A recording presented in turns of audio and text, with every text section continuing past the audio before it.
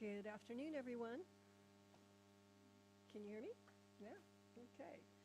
Welcome back from summer break. It's great to see you all here in our freshly remodeled boardroom. We have a couple of new faces on the dais today. Carlsbad Councilmember Carolyn Luna has joined us today, sitting in as alternate for Vice Chair Bat Patel, and Escondido Mayor Dane White is here as alternate for Councilmember Joe Garcia. Welcome to both of you. And Kelly Shea Hinsey is back with us after having a baby. Congratulations. Congratulations. So at this time, I would like to call to order the September 17th, 2024 regular meeting of the North County Transit District Board of Directors. Before we begin, members of the public who may be viewing this meeting on the district's YouTube page, please note that in order to make a public comment during the meeting, you must connect to the meeting using the Zoom link provided on the agenda. In addition, you must also register by sending an email containing your name or phone number and the agenda item on which you wish to speak to clerk@nctd.org. Our cool new boardroom technology includes a check-in feature. Everybody paying attention here? So our cool new boardroom technology includes a check-in feature. Please press the attend button to show those participating remotely that you are in attendance. A verbal roll call will continue to be performed for the sake of anyone who might be visually impaired. Our wonderful clerk of the board, Suhel Rodriguez, will now call roll. Thank you, Madam Chair. Board Chair Edson. Present. Board Alternate Luna. Present. Board Member Martinez. Present. Board Member Hinsey. Here. Board Alternate White. Present. Board Member Robinson. Here. Board Member Desmond. Here. Board Member Jenkins. Here. Board Member Contreras. Present. Board Alternate Coleman. Absent. This completes the roll. Thank you. Board Member Contreras, will you please lead us in the Pledge of Allegiance? Yes, please rise. Put your right hand over your heart.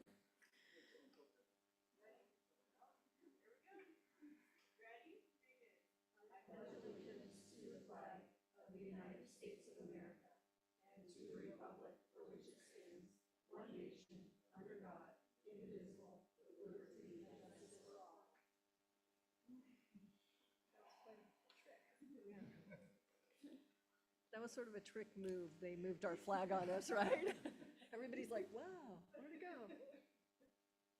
Suhel, please provide a safety brief and review evacuation procedures. Certainly. In case of emergency, I will dial 911. In case of an evacuation, please take the stairs. Do not use the elevator. Once clear to the building, do not re-enter unless cleared to do so by emergency personnel. There are fire extinguishers and first aid kits on each floor of the building. There is a portable defibrillator on the first floor and staff on hand trained on CPR procedures if needed. This concludes my safety brief. Thank you, and please note that Board Alternate Coleman has just arrived. Noted, thank you. Thank you so much. Suhel, have there been any changes to today's agenda? Yes, Madam Chair. The board minutes for the regular board meeting of July 18th were pulled by staff for further review and will be deferred to the November 21st, 2024 regular board meeting. A revised agenda was sent earlier today. It was also updated on our NCTD website, and an errata sheet was also provided to the board. All right, thank you very much.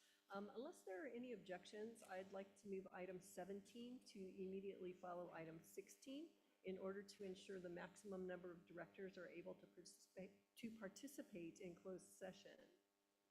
Any objections? Okay, seeing none and hearing none. Suhel, do we have any non-agenda public comments today? Yes, Madam Chair, we do. We did receive 2 general public comments that were received. They were sent to the board and posted on our website for public inspection. We do have 1 public speaker here today in person, Mr. John Mosher.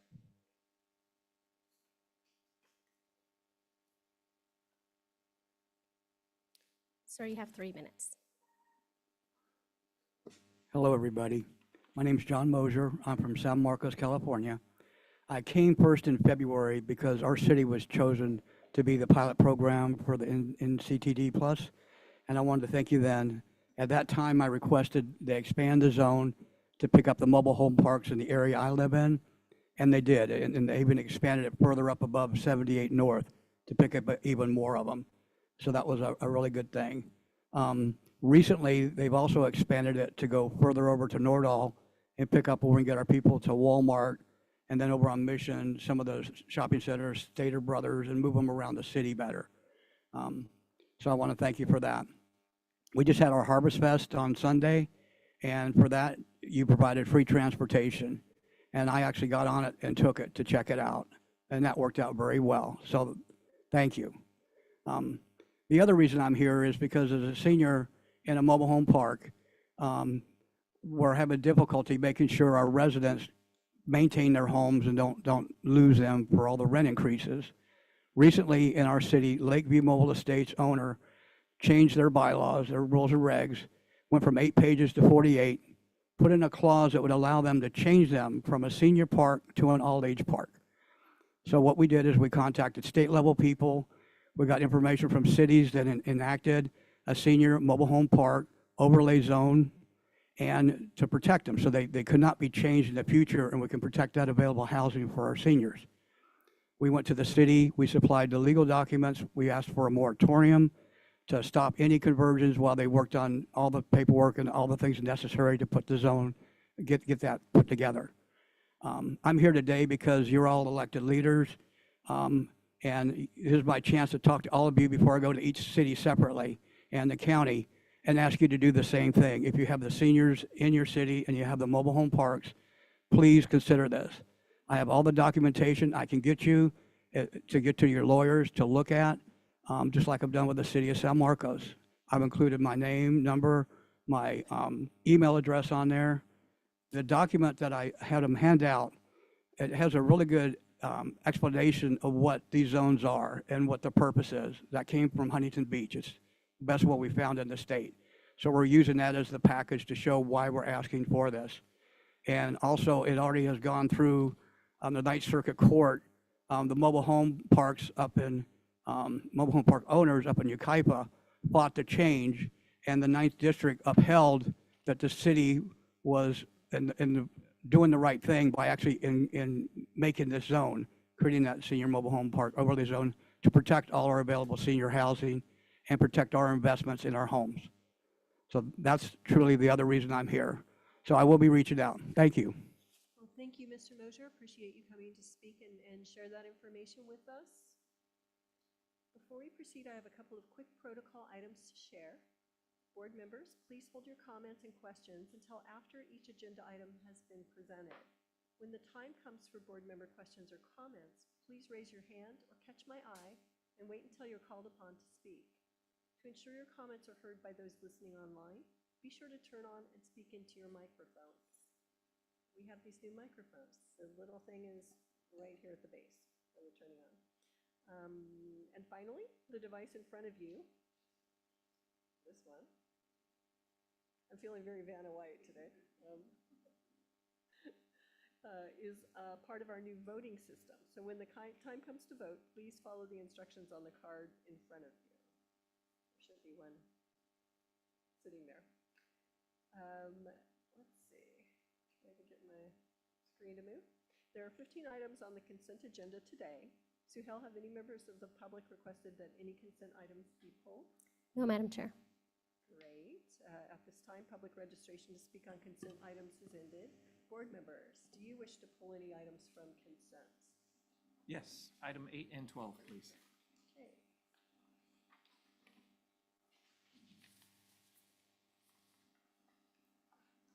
Items 8 and 12 will be trailed to the end of the agenda. May I have a motion to approve? I just had a question. I don't want to really pull it. I just had a question on the policy modifications, but I don't want to pull it if that's possible. Sure, let's do that now.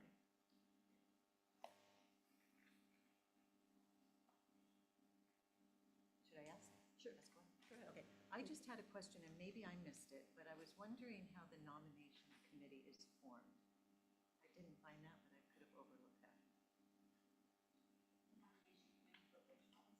For I guess policy two. electing the chair and the vice chair, and probably anything else that would come to that committee.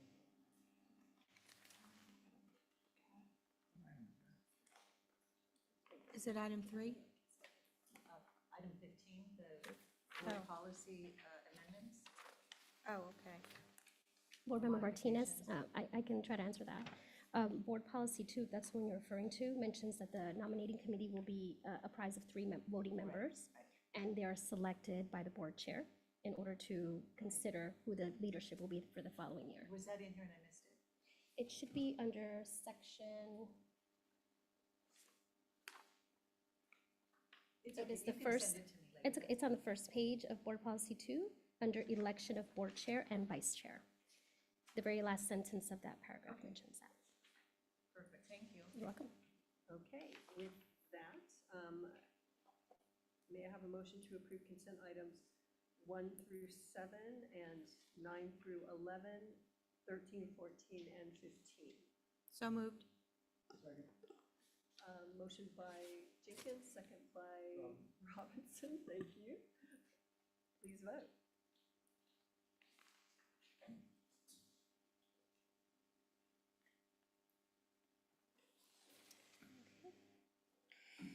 On the motion of Board Member Jenkins, seconded by Board Member Robinson to approve consent items 1 through 7, 9 to 11, and 13 through 15, motion passes. Thank you. We have a single information item on today's agenda. It's an update that was requested by a number of board members, including me. Katie Persons, Director of Service Planning and APTA Scholarship recipient, is here to present us with a deep dive on ridership trends system-wide. Katie, the floor is yours. Thank you so much. I'm honored to have the first presentation on a beautiful new boardroom screen. So today we will be diving into system-wide ridership trends. For most of the presentation, we'll cover FY 2024 data, but I'll also make reference to some of our newer services like NCTD Plus that we heard about and Coaster Connection, both of which launched at the tail end of FY 2024. So first up, with a system-wide look, NCTD totaled over 7.7 million boardings in fiscal year 2024. Of this, Breeze accounted for the majority at 63%, followed by Sprinter at nearly 24%, Coaster at 11%, and Flex and Lyft at a combined 2% of total system-wide ridership. Diving first into Breeze. Breeze totaled 4.8 million boardings within the fiscal year, and that represents an 8% increase from the previous year. The top 5 highest ridership Breeze routes include the 303, 101, 305, 309, and 302. Together, these routes represent nearly a third of NCTD's system-wide ridership, so that's across all modes.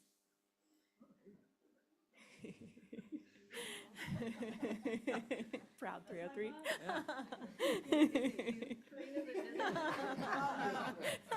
It's just,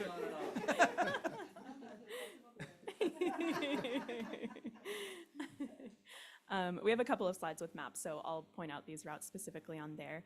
But a couple things to note. These routes follow major North County corridors that feature a lot of key activity anchors like schools, universities, shopping centers, medical facilities, and that promotes seat turnover along the route as we're connecting customers to a variety of destinations.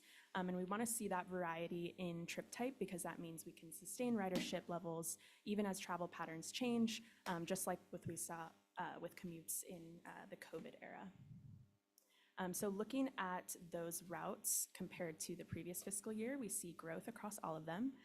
For the 303 and 302 specifically, NCTD had restored service in early fiscal year 2024 from an operator shortage that we had experienced, and that helped to contribute to growth from the prior year.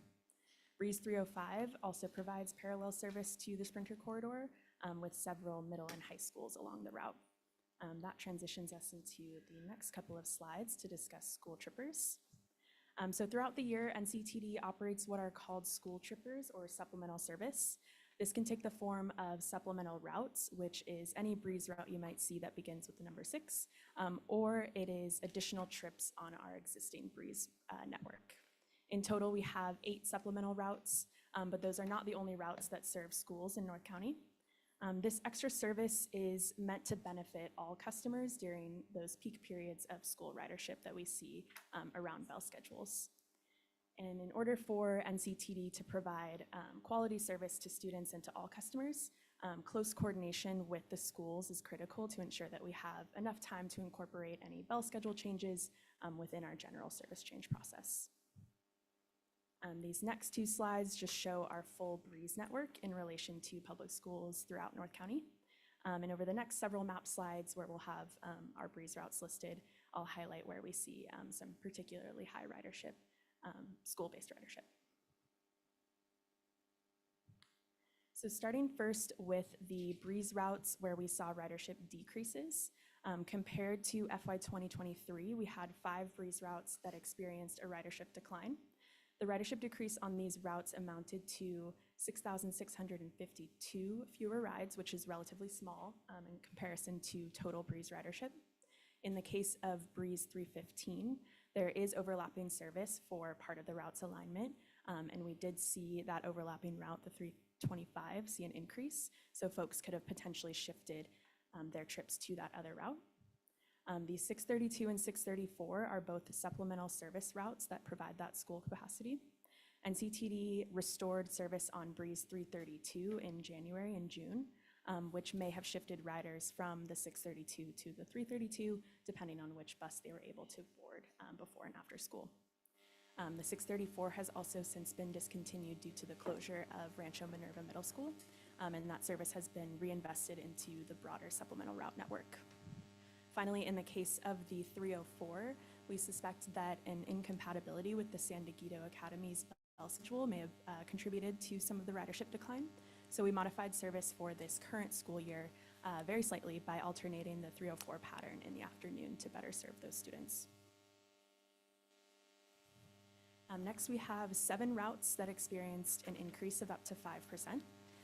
This includes routes 101 and 309, which were included on that top 5 highest ridership Breeze routes. The ridership increase on these routes together contributed 26,802 additional trips compared to the previous fiscal year. Next, we have 7 routes that experienced an increase between 6 and 10%, which combined contributed an additional 102,000 trips compared to the previous year.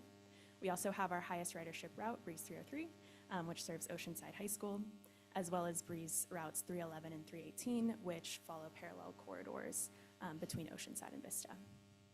We also saw increases on Breeze 306 connecting Vista and Fallbrook, and Breeze 388 connecting Escondido and the Tribal Nations.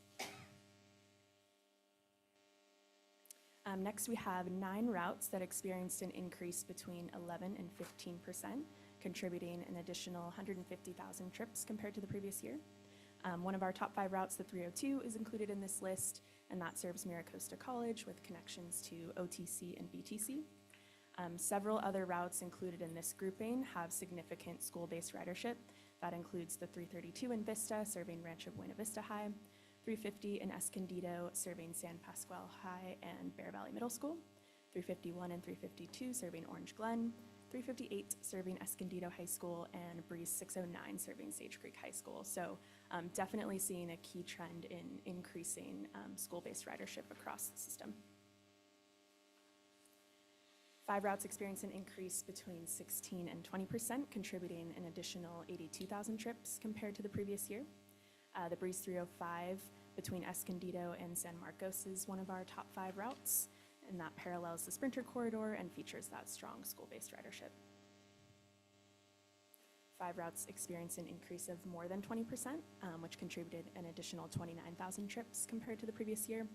That includes Breeze 347 in San Marcos, which we rerouted in April 2023 to better serve key destinations in the city between the 2 colleges, as well as 4 of those supplemental routes that serve area schools. So that's 651, 52, 608, and 623.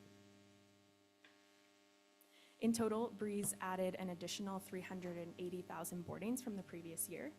The increases are strong throughout the system, but we see particularly strong growth in Escondido and along the 78 corridor. The Youth Opportunity Pass definitely continues to provide growth for our ridership base across the system. And in comparing FY24 to FY2019, Breeze is recovered 77% from pre-pandemic levels. Layering on our other modes, Sprinter, Coaster, and Flex, we see increases across those modes as well. While total numbers are small for Flex, we have seen a boost in ridership compared to pre-COVID patterns, and this increase is particularly strong on Marine Corps Base Camp Pendleton. And here's that map again with all modes of service and their relative scale of ridership change. In the next couple of slides, we'll look at some of the 5-year trends on our modes. Starting first with Sprinter. In FY 2024, we saw over 1.8 million boardings on Sprinter, which was an 8% increase from the previous year. This increase is pretty consistent across the day types, as we see the Sprinter used for a variety of uses, so that's school, work, medical appointments, what have you. Here we have total Sprinter ridership since FY 2020. Ridership dipped further in FY 2021 before beginning to recover and grow each subsequent year. Comparing FY 24 to FY 19, total ridership was 76% recovered from pre-pandemic levels. 2 items on the Sprinter corridor. Recently, the Front Wave Arena has opened near the Rancho del Oro Sprinter Station, and NCTD has begun piloting additional Sprinter service and connecting Breeze service to really provide that transit connection to key events in North County. Another key activity generator along the Sprinter is the new Palomar College football stadium.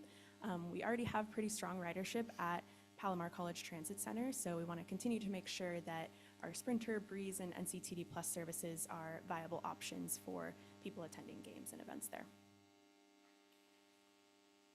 On Coaster, ridership totaled just over 850,000 with a 5% increase from the previous year.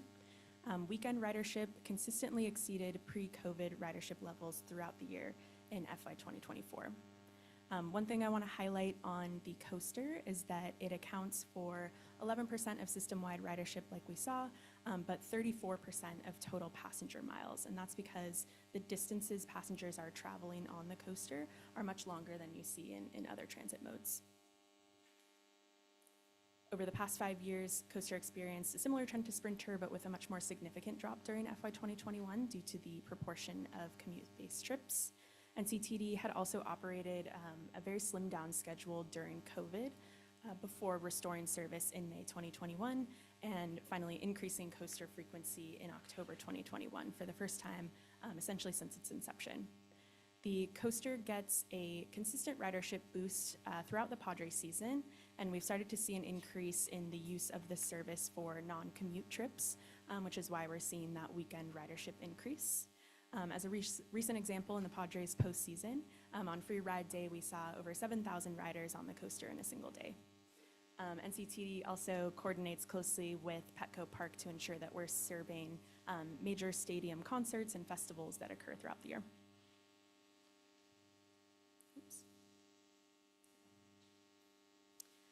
Lyft is our ADA paratransit service. Lyft boardings totaled over 105,000, representing a 13% increase from the previous fiscal year. Lyft ridership is recovered 62% from pre-pandemic levels. Flex boardings totaled 48,663, a 26% increase from the previous year. Flex is recovered to 150% of pre-pandemic levels. And again, that growth on the service over the past year is really concentrated on Camp Pendleton and has actually required us to use larger vehicles than the cutaway you see on the screen here. This number on the screen also includes just a few weeks of our Coaster Connection service, so I wanted to provide an interim update on the first few months of service. For July and August, we were a bit under what MTS had reported from the previous year in terms of ridership, but for September, we're at about a 7% increase from the ridership we saw last year. So we're seeing that as UCSD returns to the main academic year, there's more activity in the area, and we hope to sustain and build that ridership over time. We're also seeing a kind of shift in return to work mandates as they continue to evolve, and that gives us the opportunity to conduct more outreach and try to build that ridership over time. And then moving on to NCTD Plus. As of today, NCTD Plus has officially crossed the 3,000 total boardings threshold. The number on the screen here was from last week. We definitely saw an increase in ridership after implementing a fare change on August 1st. The team has made some adjustments to the zone based on that customer feedback we've received.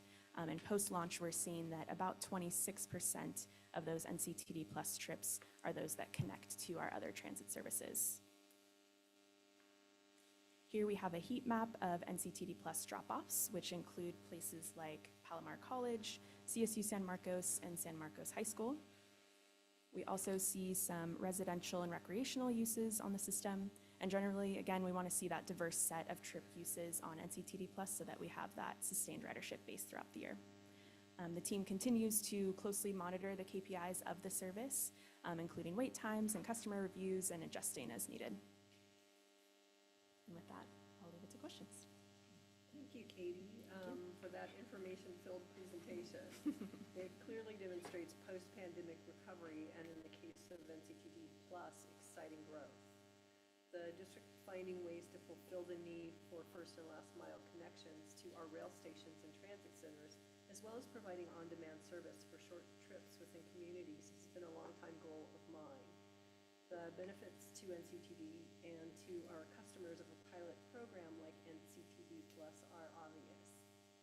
Viewing San Marcos as a microcosm of our region, and paraphrasing a bit, this pilot exemplifies NCTD's vision of a comprehensive transit and mobility system that connects residents and visitors to a healthy and thriving San Marcos.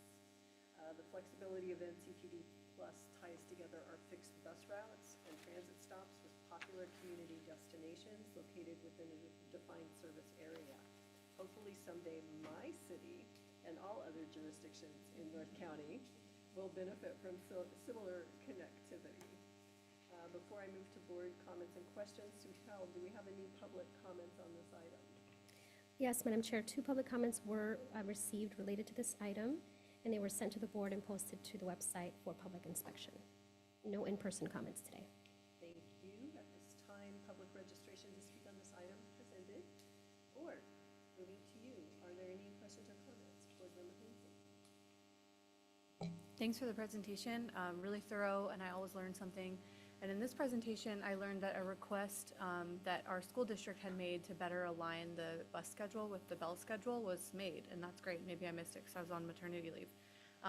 That's really helpful because our corridor that's adjacent to the school is under construction right now, and so there's been a lot of traffic issues. And I think you said that this is just temporary for the year. Is that correct, or will that be a permanent change? We look at the bell schedules every school year just to see if there's any adjustments we need to make, and then we make adjustments each school year. So I would imagine, you know, if the bell schedules remain the same, we would continue to have that service. Okay, great. So the intention is to align it for going forward. Okay, wonderful.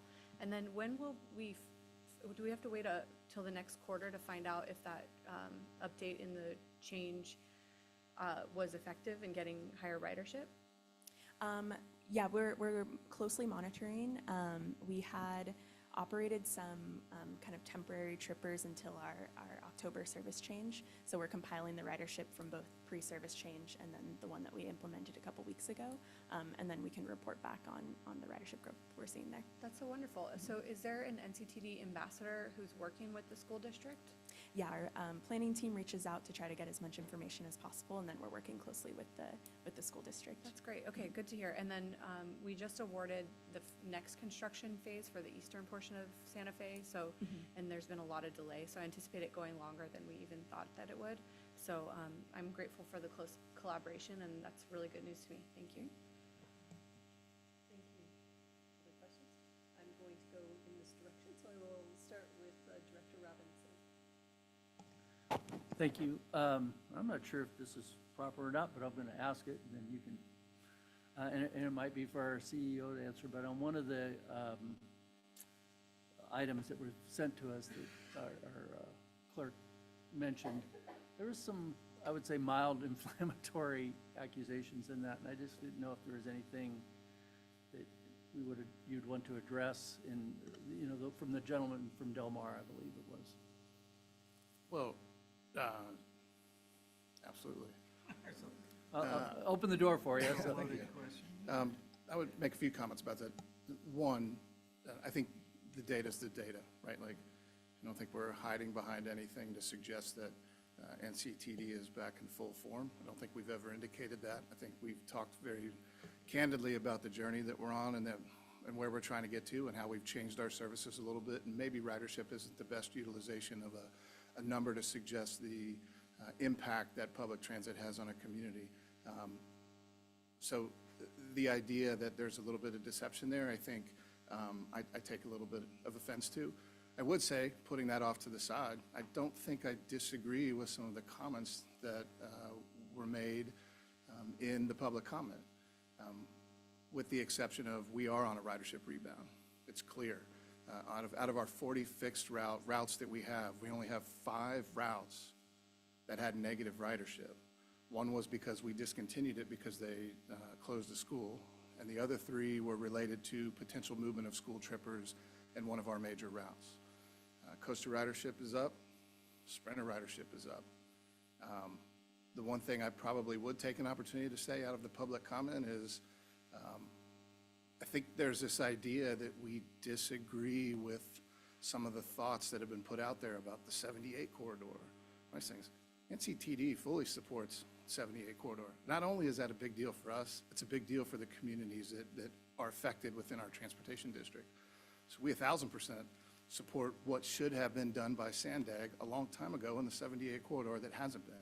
And I have to put trust in that the new leadership at Sandag will step up and make those adjustments. I know there was a comment in there about voter measures. As a function of my position, I'm not allowed to or shouldn't or won't take a position on what I believe is or is not right for the voters. That's for the voters to decide. I would tell you from an organizational perspective, I'm not interested in 4% of a tax initiative. I'm interested in 100% of a tax initiative that puts public transit in North County, not in San Diego, not anywhere else. A tax initiative that bolsters the ridership and the public transit in North County. Now, that is completely separate from whatever voter measure currently exists out there. So I don't have a comment on the current voter measure. My comment to the board is that North County, both from a Sandag perspective and from a general regional perspective, I think continues to get pushed off to the side, either by votes that exist on those boards or other things that happen in real time. And so my perspective as the public transit agency is not, hey, let's bring in a bunch of money for NCTD. It's to find out how to best put things in place for all of our communities, plus public transit. The one thing I would say about our budget is it costs, I don't know, the last report I saw from Federal Highways was like $62 million for every lane highway of interstate it costs to add. So for the price that NCTD provides 365 days of full service every year, we could probably get you 4 lanes of federal highway for 1 mile. And I'm not trying to force people out of their cars. I think there's this notion that the public transit agency is trying to force mode share. We're not. We're trying to complement mode share. We're trying to take an opportunity to provide other options to people who either need public transit or would like to take public transit. And those are 2 different things. We're not trying to force people out of their car. We're not trying to force rail or bus or any of those things on people. It's a partnership. I think we've told this board before, and I'll say it again, that our objective when we go to DC or when we go to Sacramento is to support the initiatives that our board members have in their own cities as well, even if they're not necessarily NCTD related. If they're NCTD adjacent, if they have road improvements, if they're HOV lanes on 78 that our buses may be able to utilize, we want to be in that space. So I appreciate the public comments. I'm always thankful to the public when they provide comments to us. I think it's always worth looking into. I adamantly disagree with the thought process that we're deceiving someone. I think our team has done a phenomenal job of being very transparent in our process. I mean, it's all on our website. And clearly throughout that public record, the dispute that was trying to be made was found in our financial reports. So I don't know how we're trying to hide things from the public. As far as the rest of the public comment piece goes, I think there are pieces of it that I agree with and support. And then I do think there are pieces that get overlooked in terms of the value of public transit being a complement to other mode shares that exist within our county. That's a big deal for us, especially at $62 million a highway mile or 2.7, I think it was like 2.5 million a mile just to just to add in rural road, 60 million when you put it in an urban area, right? Just to resurface a road is like $800,000 a lane mile and like $250,000 in rural, right? Like, so for the price that you're getting for a robust 365-day-a-year public transit, you'd get a couple lane miles of space. Does that mean we don't have work to do? Absolutely not. We have to come to work every day, continue to try to improve on the service that we provide, try to provide different types of ridership and be able to explain those effectively and adequately to our board and to the public on why those things matter, whether it's a function of equity or whether it's a function of ridership or whether it's a function of economic development. All of those things matter. And we have to be able to explain those as we put service out or as we pull service back. So, no, appreciate the opportunity to speak on that. Thank you. And for the record, you had no idea I was going to ask that, so thank you. Nice soapbox moment there. No. No, thank you very much for actually answering, because I do think that we receive these comments, and if they go unanswered, that leaves the board wondering, right? So thank you for asking that question, and thank you for answering it first. Board Member Desmond, you're next in line. Well, thanks, Rick, for getting them all riled up. Hey, Katie, thank you for the presentation. I was just trying to figure out, when you were saying like the Breeze has recovered 77% of pre-pandemic, is that 77% of the loss, or are we at 77% of what it was? Of what it was in FY Okay. 2019. And then the Sprinter was 76, and I missed what the coaster was. Oh, sorry, 61%. 61%. Okay, so there's still work to be done, but I'm just trying to get that.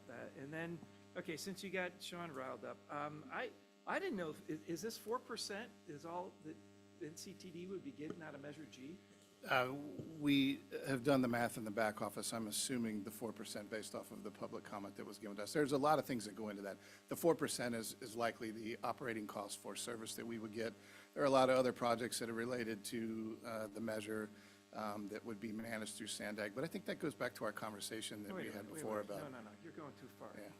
Are we getting more than the 4% for Measure G? Not for, I believe, and I would have to go look at it. That would be It's- our chunk of it. Oh, it's that's a- your understanding, right? My I'm reading understanding that. is it's about 4% for the cost of operations, we would get 4% of that, just to put toward operations and maintenance. Instead of 30%, or what ratios that we had before? Okay.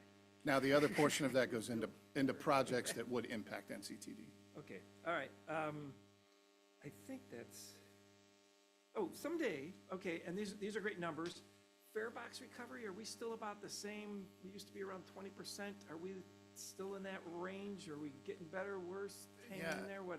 I would what are we say doing? we're a little less than that, and a function of that is largely because the coaster took up a pretty good chunk of our fare box ratio. I think from a bus and Sprinter perspective, we were always probably where the industry average is, which is somewhere between 10 and 15%, depending on the year. One of the reasons that is because I think public transit in general has been hesitant to go back and inflate the rates, the cost of the fare Okay. comparative to normal inflation. Okay, but we're still hanging around 20%? Yeah, no, it's, for us as an agency, it's between 10 and 15. Okay, thanks. Board Member Jenkins, did I see you up? Yes. That's okay. I did tell Sean I was going to ask about this. I'm number 3 of this row here. So another thing that came up in this information is the comment about the coaster train line should be looked at for immediate termination because of all of this information. We can't do that, can we? Can you talk on that point a little bit? No, and actually, I appreciate that question too. It gives me an opportunity to sort of revisit some comments we've made at LoSAN meetings, which is we appreciate the work that Sandag is putting into creating opportunities to improve or move that line. But at the end of the day, we're the railroad record. This board has the authority to decide what will and will not happen along that line. If we abandon the coaster service, it does not abandon our obligation to manage the rail, which is a cost to the agency. So our agreements with Amtrak, our agreements with the Class 1s, BNSF, we're a part of STRACnet, so really our relationship with the Marines and the Navy are sort of at stake. So The best example I give you is at the LoSAN meeting, the way that I kind of explained it was, for us as an agency, Coaster is sort of the last piece that we actually walk into the door and talk about. The first piece is national security and economic development, right? Like, so how are we generating revenue along the rail corridor first and foremost, and providing an opportunity to be a thoughtful and meaningful member of STRACnet. The second piece of that is Amtrak runs 32 to 34 runs a day on our line. We're in the second busiest passenger rail corridor, intercity passenger rail corridor in the nation in LoSAN, so that comes into play. And then Coaster kind of comes in behind that. So we don't really have, like most other transit agencies, we don't get to come in the door and say, Coaster Commuter Rail is the most important thing that we talk about when we're talking about the rail. It's not. It's the last piece. Our relationship as owners of the railroad is what comes first. And I think that's been difficult to explain too through the process is even if you move to another track off the bluffs, we still own that railroad. It's on the bluffs, and it won't move. And the federal government has jurisdiction over that, and the STB will likely not give anyone the authority to remove those rails. So we still own that rail in addition to whatever new rail gets built, right? Which is going to be an additional cost to the agency. So when I tell you that we are absolutely engaged and involved in what this means to the agency to just do something like move it off the bluffs or come up with another plan could be detrimental to the future of NCTD if the funding sources aren't there. So, yeah, definitely appreciate that question.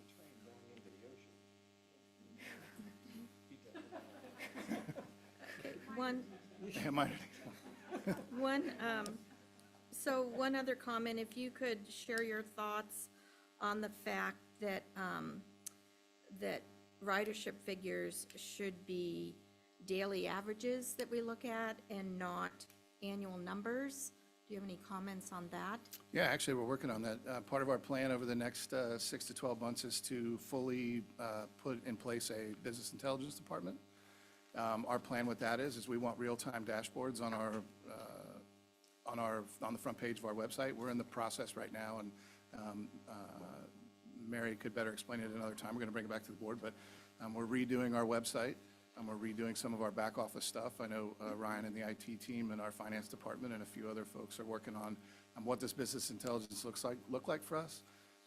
What do we do with that data? How do we scrub it? Where do we put it out?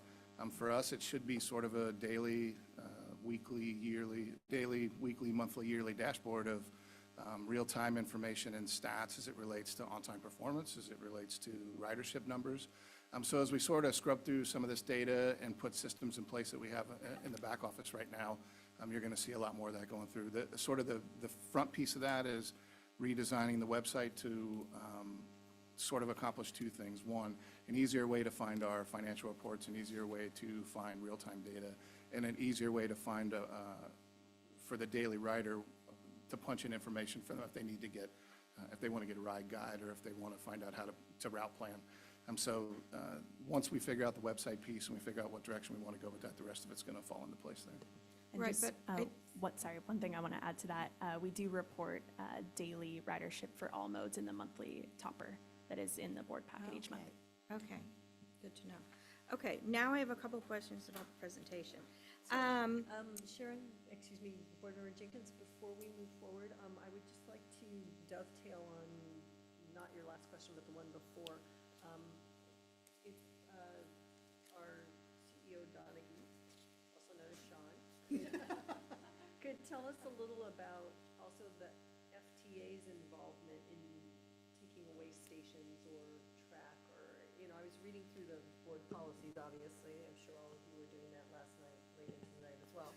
But, so the modifications in 18 and 33, I read a lot about the FTA controlling the decisions about what we do with real estate and with redevelopment within our cities and stuff, depending on whether they've participated in funding at any point. Can you?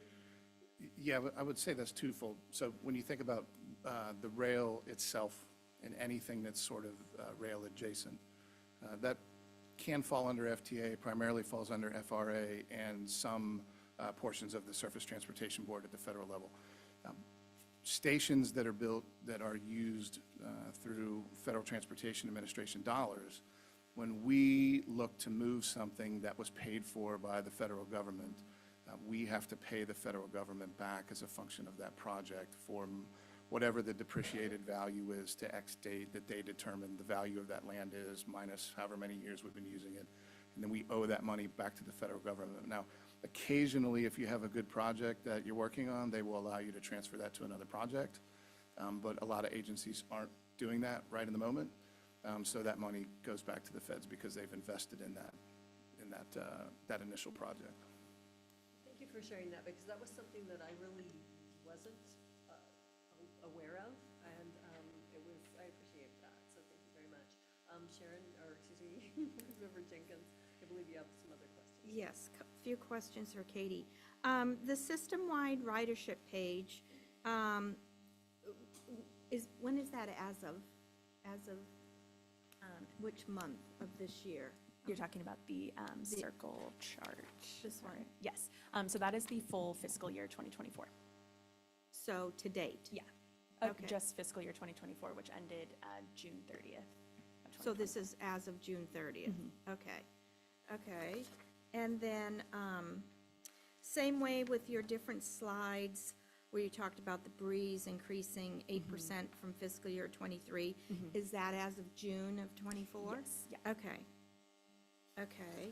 And then when you talked about the top 5 breeze routes, 303, 101, 305, 309, 302, since they're doing as well as they are, is there anything we should be doing to enhance the ridership even more? Yeah, great question. I think the main focus for these, because they are such significant corridors in North County, is making sure that we're really focused on our on-time performance, Okay. making sure that reliability for the customers is key, because that will keep the riders that we have and also continue to grow ridership. But yeah, I would say that ensuring on-time performance and reliability of these corridors is very key. Okay. Let's see.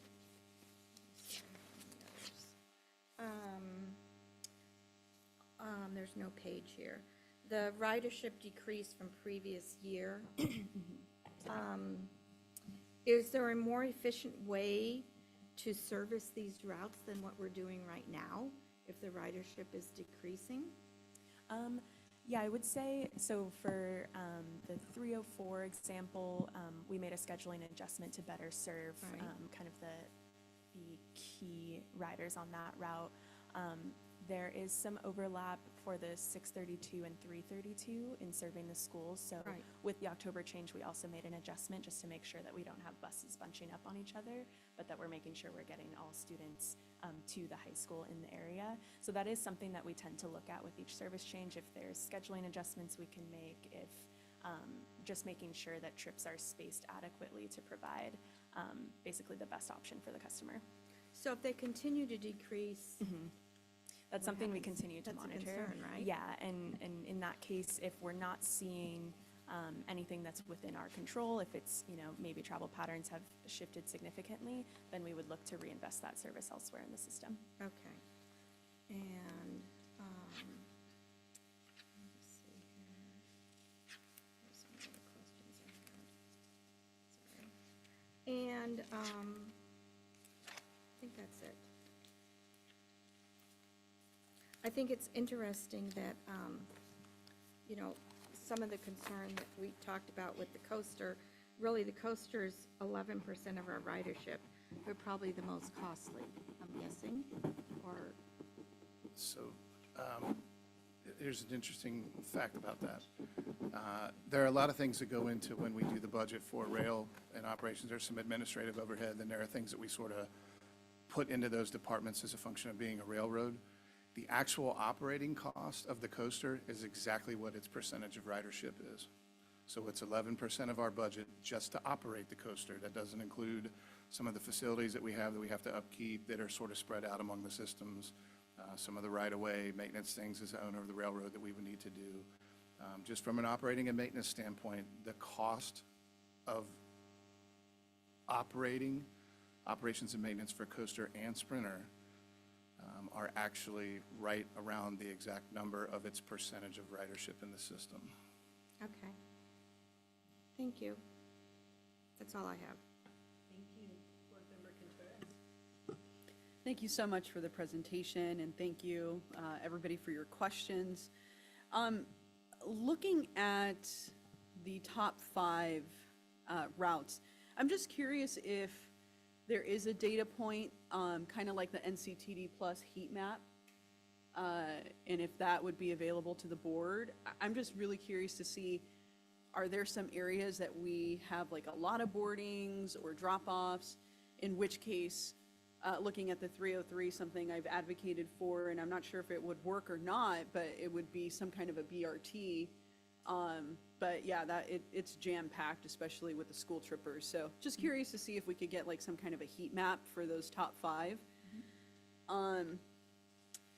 Okay, and then just wanted to say I'm really sad about the 634. I think going along with Board Member Jenkins, right? The closure of that school meant we're not going to have that route anymore. And that route is near and dear to me because it's something that I helped facilitate. And it was very successful while those students were going to Rancho Minerva Middle School. So, and then a question about youth boarding, school trippers.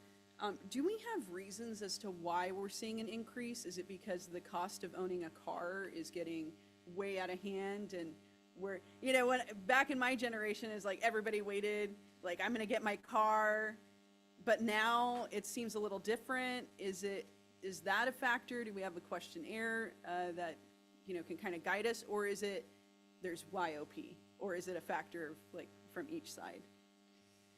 Yeah, I think it's a combination of a lot of things. I know that our customer service team did quite a bit of outreach on the Youth Opportunity Pass over the summer ahead of the school year to get the word out.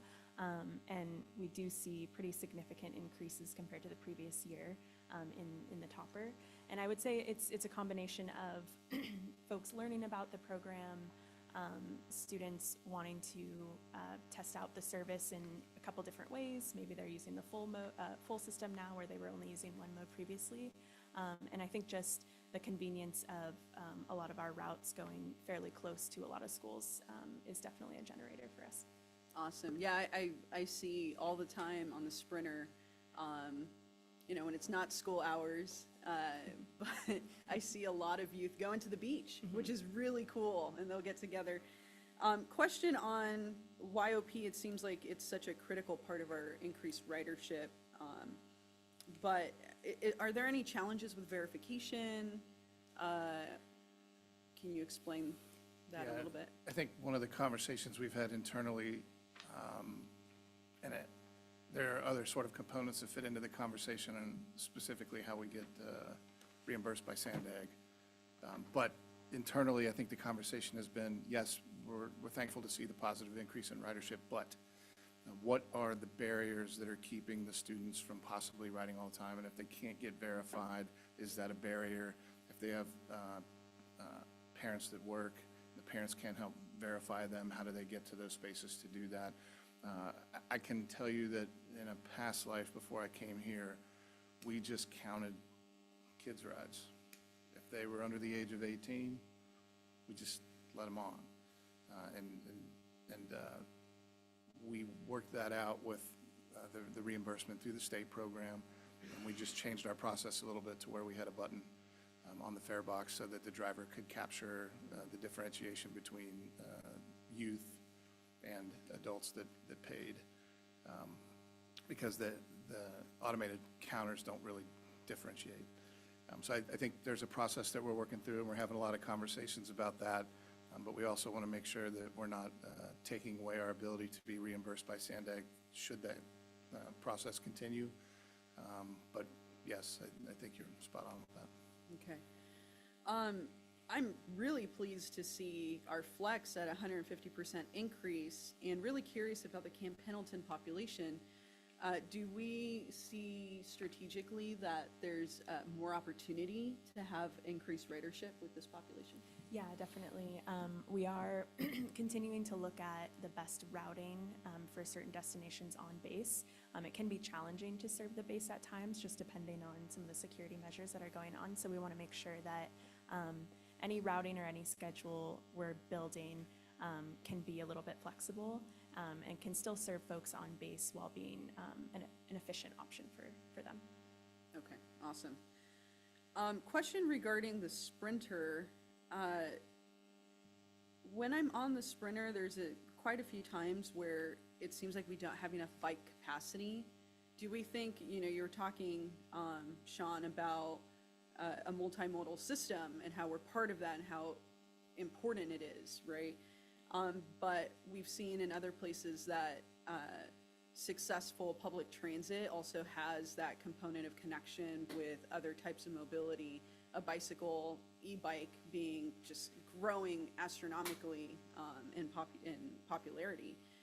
So are we also thinking about that in a strategic way, about increasing the capacity for e-bikes or even folks, right, that have like strollers and stuff like that? Yeah, it's a little bit of an equipment issue for us more than it is a desire. I would springboard off of that and say that I think that the Sprinter line has the opportunity to be one of the most productive rail lines in California, if not the nation. The fact that we only run till 9:30 is a little bit of a problem. We have a one-off vehicle that nobody in the United States owns. I think the only other one that has it is in Mexico. We're already on a Buy America waiver for parts on this vehicle, and our long-range plan called for us to have a 2035 sort of fix for that. I can tell you we have nonstop for the past couple of weeks, and we just had a meeting last week. We're trying to get to the front of the line on new trains for Sprinter. And we want to expand and double track. And we want PTC on that line so they can operate like the coaster does. And we want to be able to connect to the 15 corridor at some point in time because we believe that's a corridor of significance. There are some things that sort of get in the way of that right now. We've got an agreement with BNSF for some shared use. And because we have temporal separation in that corridor, because we don't have PTC, we're a little bit limited on how we can run trains through there. The biggest challenge for us recently has been Front Wave Arena. When we went to the basketball game they had a few weeks ago there, it was difficult for us to get people down to the train in time for us to vacate the line to get BNSF out there. We have mentioned it to the board before, but not fully baked it out yet. It's coming to the board shortly. That our intention, just based on a lot of options, is to probably move to a hydrogen scenario in relation to what we want on the Sprinter line. There's an opportunity for us through the state to be able to potentially acquire some rail vehicles before 2029. We're working heavily with the state and with the city of Escondido to have conversations about what it would look like to have a hydrogen farm in Escondido in Southern California, specific to our region. When we do these things, we leverage all of the dollars that are out there, whether that's Department of Defense, whether that's the Department of Energy, whether that's the state. We as a state have made a lot of very specific dates and claims that we're going to do, and this agency wants to be the first at that. We want to have a fully functional hydrogen rail line along that corridor well before 2035, because if we don't, we're going to have a situation where the Sprinter will probably be not operational or not on the headways that it currently is because we don't have the equipment to manage it effectively. So all of our resources right now have been put into making that a reality, and more of that's going to come to the board as we move along. It's going to require us to be pretty close with Caltrans and a lot of our partners and our partners at the federal level, which we had the opportunity to talk to a few weeks back when we were in Anaheim at the conference. So yeah, Sprinter is the biggest opportunity for this agency right now. There are so many things along that line that could be complemented by expanded bus service, and putting those two things together would be phenomenal. So yeah, that's a big focus area for us. Awesome. Yeah, I completely agree. And with the positive train control, it sounds like it would be possible to run that later into the night, which would be great for people like me, because then I have to take it, takes me like over an hour to get from Oceanside Transit to Vista if I have to take the bus versus, just a quick hop on the Sprinter and getting there.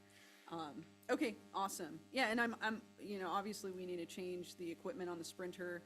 Even with the extreme heat that we had, they were getting too hot, and then that ruins the frequency. Regarding the 78, I love your comments on it. I think North County has a real chance to have another BRT, bus rapid transit, down to San Diego, either Santa Fe Depot or Old Town. And, you know, maybe that could come out of Vista, I don't know, that'd be great. I know my staff, I was talking to folks on city staff, and they're like, oh my gosh, we would take that all the time, because, you know, people have to go down for professional business, and right now they're driving, but they would rather just hop on the bus. I'm curious if there are data sets that could be administered to the board regarding percentage of people that do not have access to a vehicle in our municipalities. The reason that I bring this up is the city of San Diego has a mobility master plan, and they're in their revised draft. And what they did is part of their draft has percentage, the population in like a focus area that does not have access to a vehicle. And I'm not sure if that's data that is in the comprehensive multimodal plan, or if there's like more drill down data for us. Yeah, we can certainly look into census data for that and see if there's any more granular information that we can summarize. Yeah, and that send would over. be great. I think it's important for us in our cities to understand what percentage of folks don't have access to a vehicle. And then I gotta go back, I only have 2 more questions, okay? So I gotta back up to this 4% from Measure G. I'm just curious, is that, because the operations is 14%, so it sounds like that's a 70-30 split, which is currently what we have with MTS for funding. Yeah, I would be more than happy to go back and look at those numbers and send them Okay. off to the board. I Yeah, I think think that would it's be split good. into a couple different things. It's operations and maintenance, and also some capital projects. So whatever that percentage of the overall capital versus projects that are being done through that measure. That would be We would need great. to look into that. That would be fantastic. I think the board is really craving some more information on what that looks like. And also just to advocate for folks that, you know, are on Sandag, this is why it's important for us to get really big projects in North County into that plan, because those are the projects that are gonna get funded. So we gotta be smart about that in North County. I think we're really missing opportunities to build better public transit and multimodal connections. Last question is, the Breeze Speed and Reliability Study. Did I miss it, or It's is coming to it the next coming? meeting. Come into the Come to next MISBITA meeting. committee. Okay, fantastic. Later this month. Fantastic. I had to relook at the timeline. I'm like, I know we're there, but So we I don't know- think I saw it yet. We know everybody's hungry for some speed and reliability data. It's coming, we got you. I'm hungry coming. for it. All right, thank you so much. I appreciate the presentation. Thank you. Nothing from, okay. Director Martinez? Yes, sorry, I went out of order. I just had first of all, Katie, thank you for the presentation. It was very thorough. Have you measured that a factor of people taking bus routes, for instance, might be that there's too many transits that they have to take? And if that's true, have you ever looked at seeing the patterns of where people are going and maybe having a nonstop? Where people might drive to a spot, get on a bus, take it to downtown or whatever. Yeah, that's really great information. We did a comprehensive transfer survey in 2019 where we specifically asked, we wanted to know the full kind of itinerary of what folks are taking on the system. And the next kind of survey set that we have available to us is more recent than that. Sandag is responsible for the region's onboard survey, and so that survey data set is really rich and provides a lot of information about how often people are transferring, whether it's between Breeze routes, between NCTD modes, and so we use that information to see, in combination with other kind of larger data sets that we have access to understand the full trip patterns. And yeah, in that instance, we would look to create kind of some limited stop alternatives for folks, especially on these major corridors, to help them get to their destination faster. Or if they're making a lot of transfers, try to find a network that is more efficient for their commutes. Great, thank you. I just wanted to say publicly, I'm from Del Mar, in case you didn't know. There's that letter out there. So although that's a council member speaking as a private citizen, I just wanted to publicly say that I do not feel like the staff is misleading in any way, and that they intend to staff my short time on the board to be very forthcoming, very passionate about what you all do. So I just wanted to say that publicly. This did stimulate some conversation from residents and emails into my email box, of course. And so one of the questions is that I did promise I'd ask is that although we see some numbers coming up, everything has been measured right before pre-COVID. And in that letter, and that's what was referenced, is that when you look over a 10-year period, that the numbers even prior to 2019 were quite a bit higher. So it would be nice to, at some point, explain what do you think has contributed to the highest point, for instance, like in 2015, and then 2019 it was down somewhat. So measuring it just from now to 2019, I think is a good thing to do, but measuring it over the decade to say what contributed to that and what can be changed, I think that potentially is a fair criticism, or just even not criticism, but not giving the full data set. So I think that would be appreciated by some of our residents. But again, I think you do a great job. I love your passion. That means you're in the right job, and we're happy you're here. And you took that head on, and I appreciate that. All right, so any more questions? Comments, questions? No? Okay, great. I actually do have a question. I saw you trying to pack up and leave, Katie. It's not over yet. So when I was looking at the presentation last night and the pages beyond the school tripper page, was looking at, Breeze Route 304 or 309 or 609-604, and again, thinking about the possibility of extending and adding a loop that includes Miracosta College. So when I was first on the board, that service existed, and it went away because there wasn't enough ridership, and actually there were really big fiscal constraints at that point when it went away. We're in a little bit of a different place, and I think that riding is more popular, and so I was wondering if there would be a possibility to reach out to Miracosta. Maybe they can do a student survey and give us some information about whether there's enough potential ridership there to re-add some sort of a loop that includes Miracosta College on Manchester. Obviously, it's Anita's campus.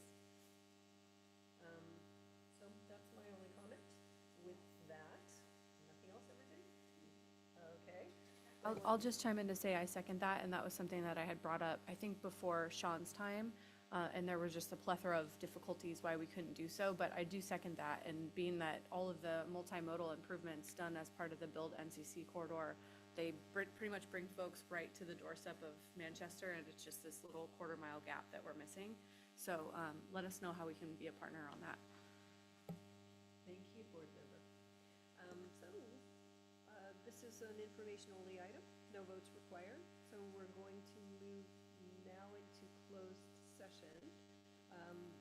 Madam Chair, did you want items 8 and 12 to be discussed now? Yes, okay. Thank you. Let's do that first.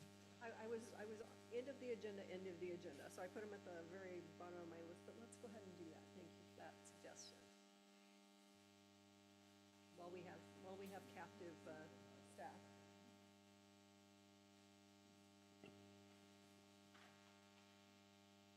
So you want me to ask my question on this, or? Yes, please. Okay, on item 8, I was a little bit confused on this thing.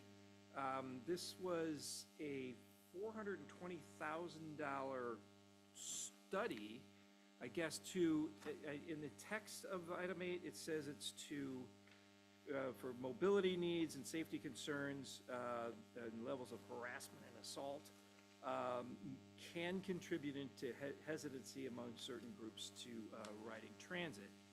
But then in the resolution, it says 420 grand or whatever to develop an NCTD gender action plan, which seems much broader than the scope of what in the text of the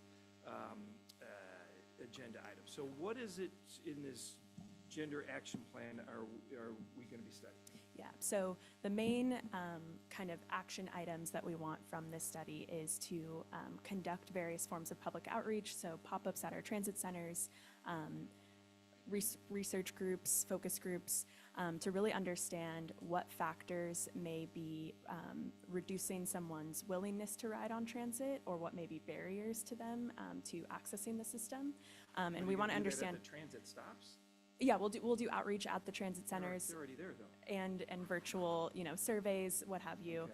Just trying to get information from as many folks as possible to help inform the planning process, to help understand if there are maybe factors that are limiting their use of the system, particularly at night when it's dark, and we can invest in ways to help kind of improve the sense of security and safety for all of our riders. Then that will help give us kind of a prioritized list of investments that NCTD can make to help improve that customer experience for all customers, really. But we want to make sure that we're incorporating diverse perspectives, diverse understandings of how folks use the system now, and maybe folks who don't use the system now who would need to see improvements in order to make them use our system.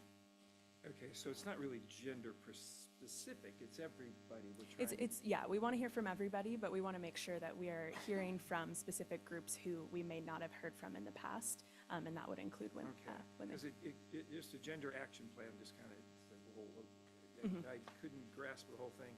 And I get it with the, particularly if you got women and gender nonconforming groups being hesitant to riding transit and to try to get them on board. Just throw this out, when I used to travel to Japan quite a bit, and there was women-only cars. That was, I don't know if that's, we can even do that. I'm seeing the Tierney shake her head, but, Misty, it's, come on. come on. Well, I don't know, hey, it worked there. They were packed, and everybody kept to themselves on their own cars. But anyway, all right. So it's not as broad as the gender action plan sounds. Okay. So $500,000. That's all right. 420,000. So if you okay if I just go right to 12? Yes, please. Well, or do you want me to make a motion on 8? We can wait on the motion. Because I'm going to change 12 or try to. Okay, So let's make a motion. I'll make a motion on item 8 to approve. I will second that motion. Motion by Desmond, second by Edson. Please vote.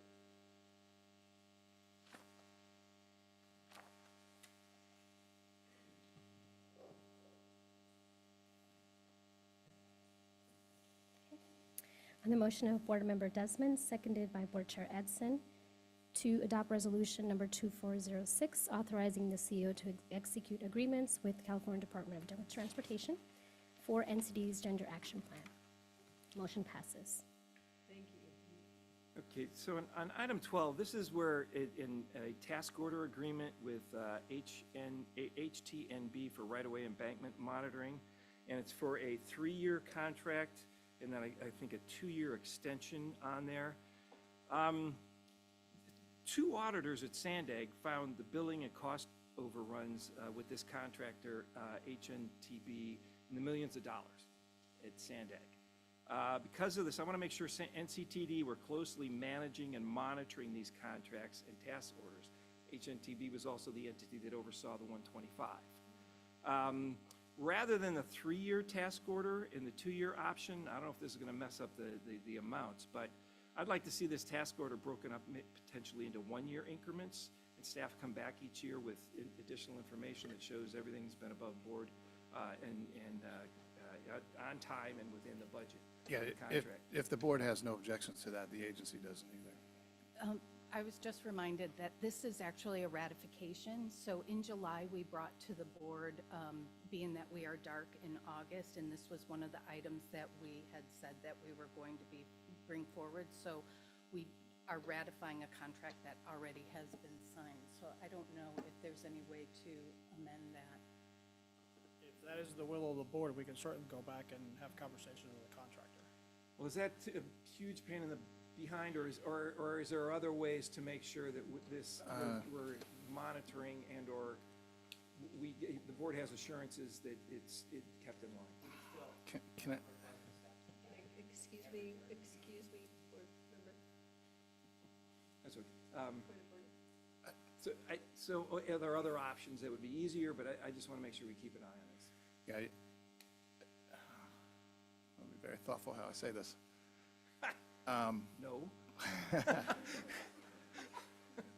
What, whatever way that the board would like to go with this is fine with us. We can bring it back and renegotiate with them. My comment that I would make is that our team is extensively thoughtful in how they monitor contracts that come through this agency. I'm sure Sandag would have said the same, but I'm not saying you're the same. No, I understand that. I think that if we wanted to do it on an annual basis, we could certainly do that.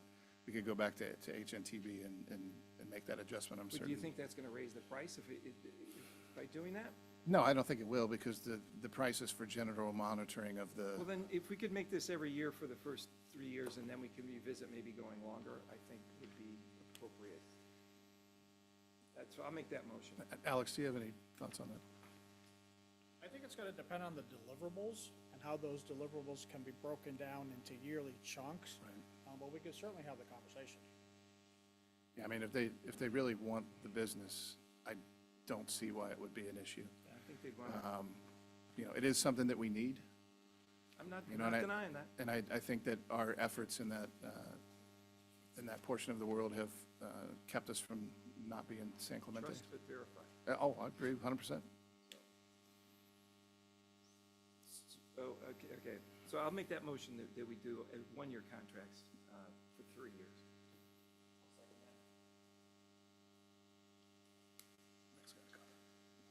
Any further, okay, Board Member Robinson?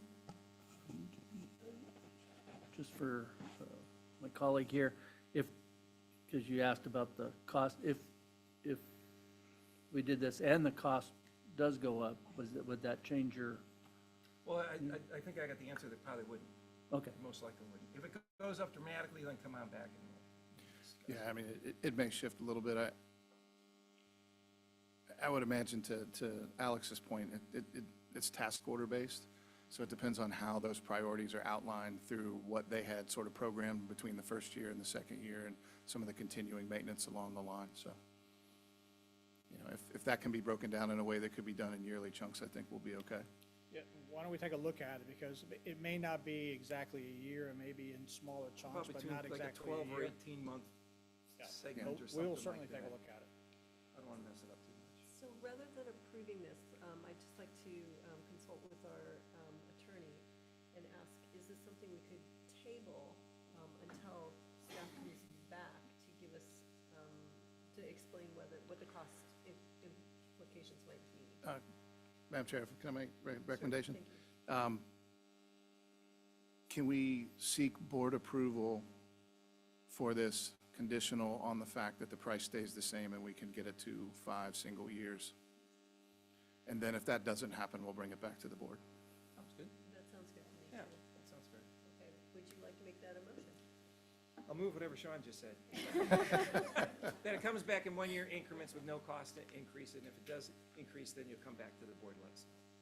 And I, so the second. Okay, thank you. So motion by Desmond, second by White. Let's call the vote. Oh, wait, let's all vote. It's reverting to the broken system.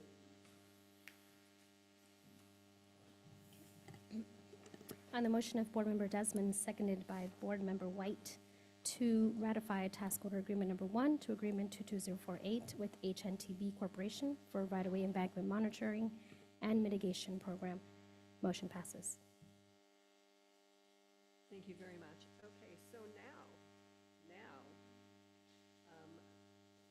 we're going to move to closed session with our Deputy General Counsel, Misty Calder. Ms. Calder, please take us into closed session. Thank you, Board Chair.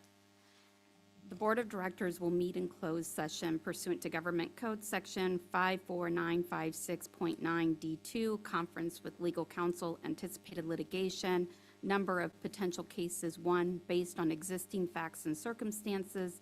There is a significant potential for litigation arising from NCTD Agreement Number 17033. Thank you.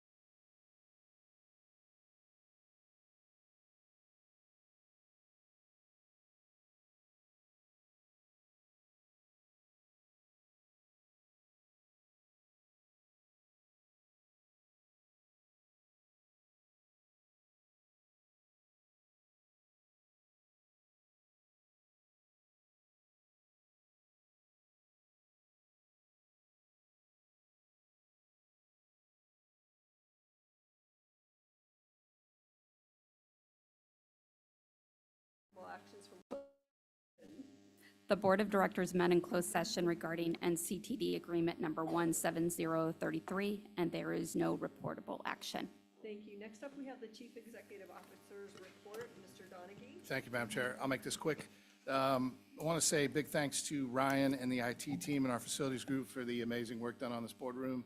You know, the video wall and all the giant monitors and everything has just been really sort of a breath of fresh air for us, so big thanks to Ryan and the crew. We had a Salt Lake City tour. A delegation from Salt Lake City came in and they went to Santa Fe Station and several other places in downtown San Diego. We were fortunate to be a part of that with MTS, and they actually rode the coaster, a pretty good group of them, and so it was nice to be able to talk about the cool things we did, and we got a really nice thank you letter from the Salt Lake delegation, so I wanted to say thanks for that. Just came back late last night from Boston, where they were having the Commuter Rail Coalition. The number one conversation that we were really having in real time is how do we manage infrastructure, and sort of how does that affect not just transit infrastructure, but just infrastructure in general, so it was a good conference. We also got to speak at the California Passenger Rail Summit last week. In fact, Tracy Foster was on a panel about some of the great projects that we're working on, and so it's always nice to be invited to those things and appreciate what they're doing. Then we also came back from the App to Transform meeting. Great meeting, a lot of good stuff going on out there, and you know, just thankful to be a part of that association. I mean, we get a lot of good information from them, and you know, we've got a lot of folks on committees that get a lot of good information. And the last thing I just want to say is, I know he's not here today, but I wanted to give a big thank you to Chris Orlando. Chris took an opportunity with the Lausanne Agency as their Deputy Managing Director. And honestly, while it's sad for NCTD, I think he's done a lot for this agency as a board member, but also as a member of our executive staff. I do think this strengthens our relationships a little bit with Lausanne and NCTD. And not that we didn't have a good one, but to have somebody that we know that's a known, sort of a known quantity to us to sort of jump into that role and help us out, I think is going to be a huge deal for the agency going forward. So thank you, Madam Chair. That's all I have. Thank you. Any board reports? Anything to say? I've got a couple, and I will make them very brief. Early this month, as Sean said, I attended the APTA American Public Transportation Association Transform Conference in Anaheim.